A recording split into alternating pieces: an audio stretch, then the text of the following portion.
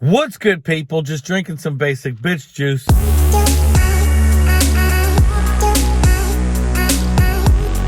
In the back of the car here, I got the ASR rear sway bar, which I'm really excited about. So I'm trying to get the car completely prepared for Classic Hondas on the Dragon, October 8th and 9th.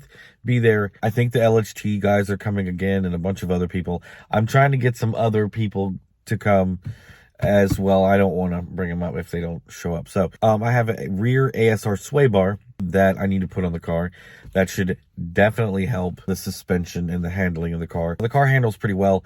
Again, you've probably heard me mention the fact that I have suspension on the way and still waiting on it. I mean, I'm not trying to throw any shade at this company or whatever. I'm super excited, but I'm just still waiting on it. I've got Fortune Auto 500s on the way for the DA, paired with the rear sway bar. The ASR rear sway bar should do really well. There's some other theories about disconnecting the front sway bar, but we'll go into that later. We're not going to do that today. We may go for a drive and test and see how the car feels with the rear sway bar installed. When I drive the car now, it does feel a bit boaty and floaty. The car handles really well, but the rear end feels like it's a little woozy, you know, to be honest with you.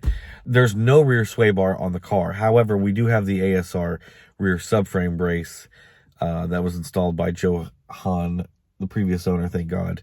Thank you to Johan. We're going to be getting this brace on to see what it feels like. And then also, once the coilovers show up, and we've also got new camber kits, ball joints, all that stuff is going to be getting done on the rear, on the suspension all over, just to make the car that much tighter. It should be ready. But normally I would think that getting a car ready for something as far away as October wouldn't be a problem, but it's taken parts forever to get here. So anyway. All right, welcome back. It's Tuesday, and it's time to put an ASR rear sway bar on the DA. All right, so we got old girl backed in here. We got dog that doesn't want to chill. Anyway, so we got the DA in here. She's backed in. We're going to get the booty up in the air like she don't care. We're going to get to install this rear ASR sway bar.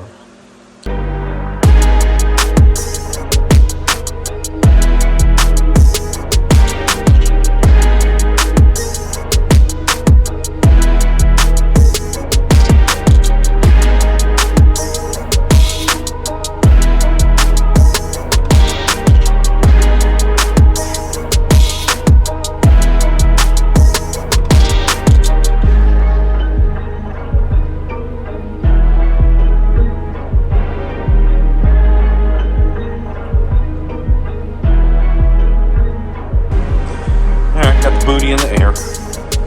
Now for this bad boy. So I don't know how much footage. I think I was recording at slow-mo.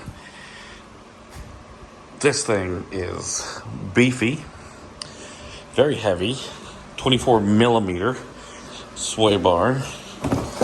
Lay that down. That thing is definitely haunchy.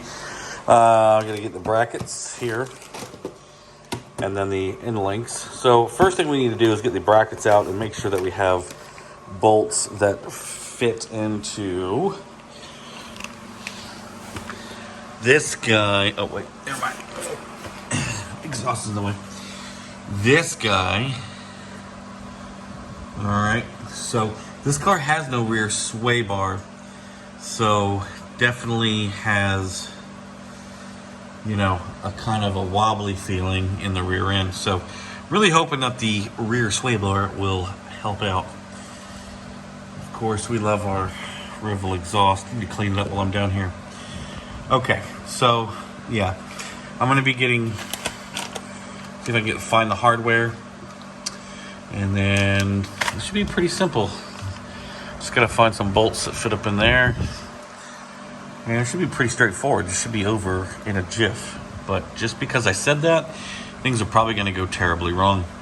All right, so basically what I found is the thread pitch is your normal, 12 millimeter head Honda bolt here. So Gonna locate a couple more of these. This actually should, fit no problem. I'm gonna find 3 more of these bad boys and should be good to go. All right, so we've got the bar down here. I've got the 2 little orange pieces removed off of it.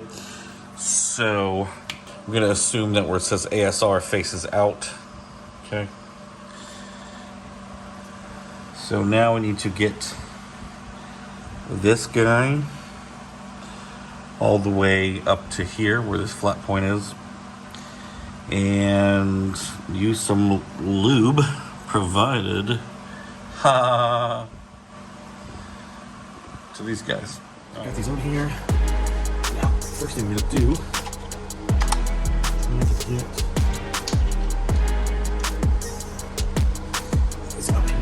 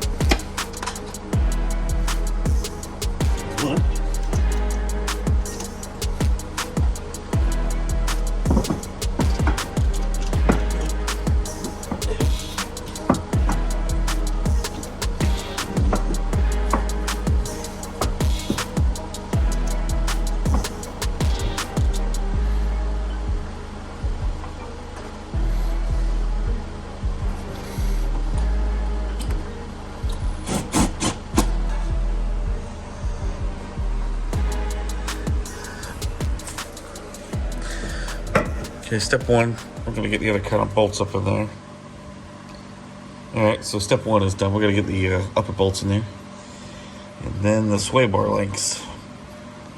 Go from there.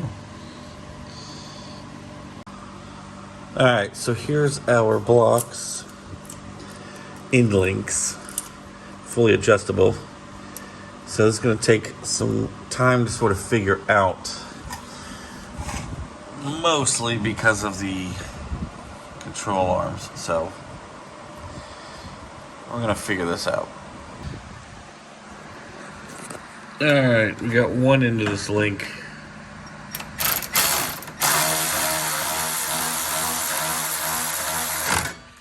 Okay, cool.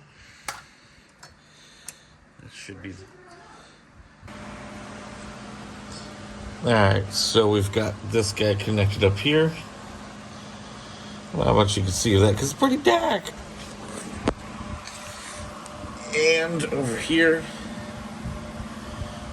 use some 14mm bolts that were long because the bolts that they provided were the wrong thread pitch. So now, clean a lot of this stuff up. Shiny.